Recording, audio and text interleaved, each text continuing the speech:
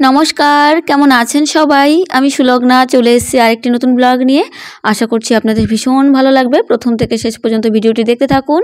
তো আজকে হলো ভাইফোঁটা, তাই সকলকে জানাই ভাইফোঁটার অনেক অনেক শুভেচ্ছা ও ভালোবাসা। সকাল সকাল ঘুম থেকে উঠে সমস্ত কাজবাজ করে স্নান করে চলে এসেছি ব্রেকফাস্ট খেতে।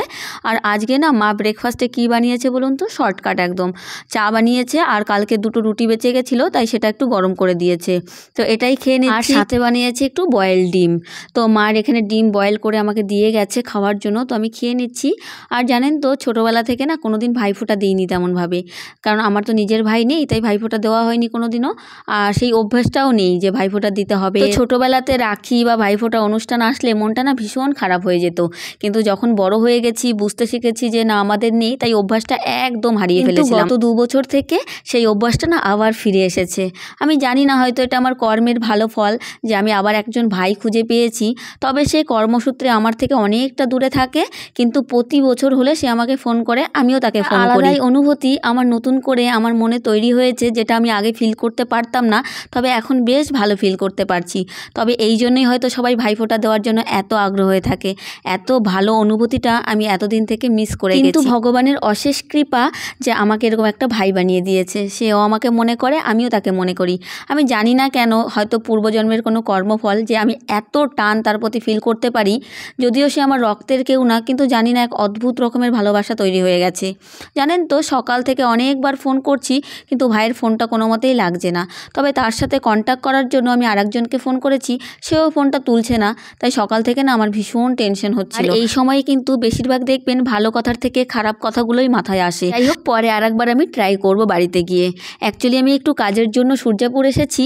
সেই কাজের মধ্যে আমার একটা কাজ হলো আমার আইব্রোটা প্ল্যাকিং করা, আর তাছাড়াও টুকিটাকি কিছু কাজ আছে সেগুলো করতে। আর কাজ সেরে যখন বর্দি ভাইয়ের সঙ্গে দেখা করার জন্য তার বাড়ির দিকে রওনা দিচ্ছিলাম, তখন এই আকাশের অপরূপ দৃশ্যটা দেখে আমি আর থাকতে পারিনি, কিছুটা আমি ক্যাপচার করে নিয়েছি।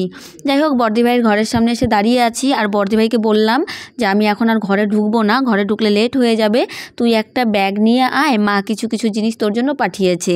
তো আমরা এখানে দোকানের সামনে বসে আছি, আর ভাগ্নির পেয়েছে খিদে, তাই ও একটা বিস্কিট নিল, বললো মামুনি এটা আমি নিই। বলে হ্যাঁ খা। আর আমি তো খাবো না, কিন্তু আমাকে জোর করে একটা বাইট দিয়ে দিল, বললো খেয়ে দেখো ভীষণ টেস্টি।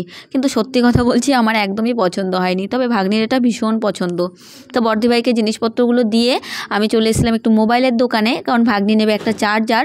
তো চার্জারটা না নিয়ে চার্জার এনেছিলাম, কিন্তু অনেকে এসে নিয়ে গেছে, যেহেতু আমাদের আসতে একটু লেট হয়েছিল, তাই আমরা আবার বললাম যে আমাদের চার্জারটা এনে দেবে, কারণ ফোনটা কিন্তু সুইচ অফ হয়ে আছে। সে বললো যে 2 দিনের মধ্যে আমি চার্জার এনে ঠিক পৌঁছে দেব।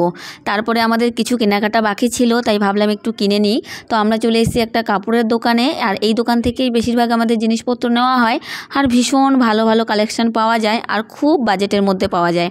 তো এসেই প্রথমে আমরা জিনিসগুলো দেখছি, কিছু হচ্ছে কটসেট। কটসেটগুলো ভীষণ ভালো আর ভীষণ সফট, তাই ভাগ্নি একটা কটসেট নিয়ে নিল।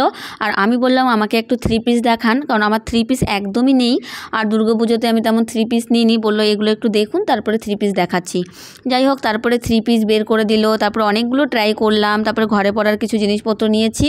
এখন যাব বাড়ি, রাত হয়ে গেছে, তাই একটু আপনাদেরকে দেখাতে পারলাম না, খুব তাড়াহুড়ো করে করেছি। আর এখন জিনিসপত্র নিয়ে এখন বেরিয়ে যাব। তো বেরিয়ে গেছি, আর জানেন তো স্কুটিটা এমন প্রবলেম দিচ্ছে, স্কুটিটা স্টার্টই হচ্ছে না।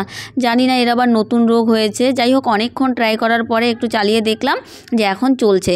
তো এখন আমি আর ভাগ্নি বেরিয়ে পড়েছি। আর জানেন তো, যেদিন লেট হয় সেদিন সব দিক থেকে লেট হয়, কারণ এখন পড়েছে গেট। এই গেট কতক্ষণে খুলবে, ততক্ষণে আবার আমাকে দাঁড়িয়ে থাকতে হবে। তো যাই হোক, তাড়াতাড়ি গেটটা খুলে গেছে, এখন তাড়াতাড়ি আমি আর ভাগ্নি বেরিয়ে পড়েছি। আর যেহেতু আজকে ভাগ্নি আছে সাথে, তাই ভয়টা একটু কম লাগছে।